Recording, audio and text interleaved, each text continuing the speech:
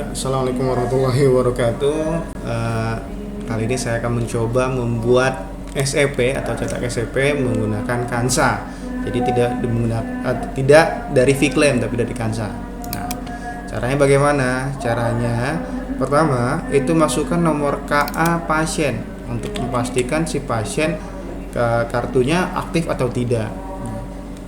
Masukin lalu tekan enter. Nah, sini ada beberapa pilihan.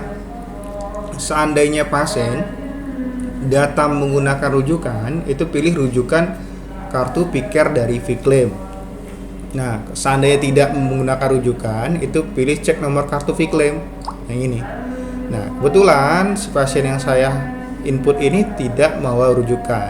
Ketika saya klik cek rujukan ini, pasti tidak bisa. Akan muncul notif rujukan tidak ada. Jadi kita harus pilih yang cek kartu dari Viclaim.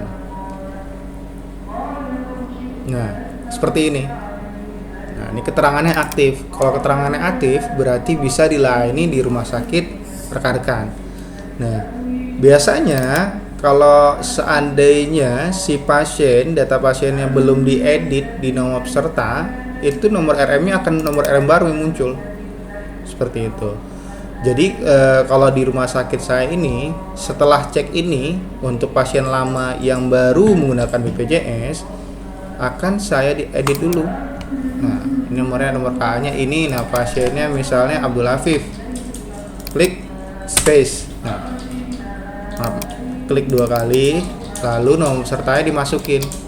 Nah, kalau sudah dimasukkan seperti ini, nanti dia data itu sudah otomatis terisi dan nomor RM-nya itu akan sama.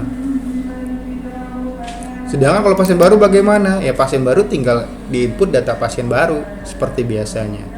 Nah, bedanya pasien rujukan dan tidak rujukan, bedanya di mana? Itu bedanya di diagnosa awal, poli tujuan, DPJP SEP dan nomor rujukan.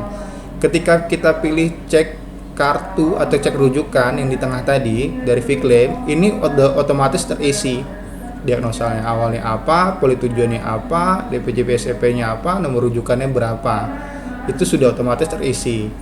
Nah, kalau seandainya tidak menggunakan rujukan, otomatis kita mengisi sendiri. Nah, misalnya kemana diagnosa awalnya dia ini, misalnya 01 ya, poli tujuannya ini otomatis ke UGD. Kalau kita klik THT misalnya ini, itu tidak akan bisa misalnya ya. Nah, untuk dokter dituju DPJP nya ini RDC juga ya, harus disamakan dengan dokter SEP DPJP. Kalau sudah seperti ini, nomor catatannya di strip saja, lalu klik simpan. Nah, seharusnya dia tidak bisa tersimpan karena si pasien tidak membawa rujukan. Karena itu saya bilang tadi, kalau pasien tidak membawa rujukan, itu otomatis masuknya ke IGD atau UGD. Nah, nomor rujukan harus diisi dengan benar karena dia tidak mau nomor rujukan. Berarti kita masukin ke UGD saja.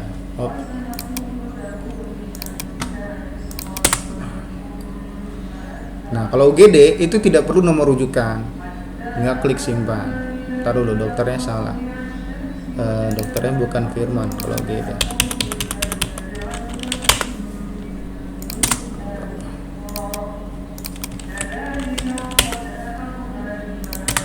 Nah, lalu klik simpan. Nah, jika tidak ada kendala, dia akan muncul notif sukses dan SEP ini berhasil di-crypt. Nah, nanti di Viclaim akan muncul juga SEP-nya. Nah, untuk rumah sakit saya, biasanya saya menggunakan lembaran model 1 SEP.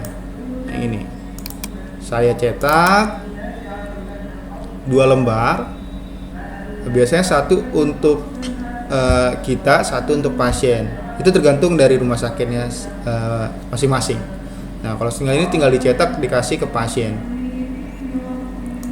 Nah, ini untuk pasien rawat jalan UGD seperti itu. Bedanya hanya itu saja. Sedangkan kalau pasien menggunakan rujukan, ya tadi pilihnya, kita ulang lagi ya, keluar. Pilih yang tengah ini.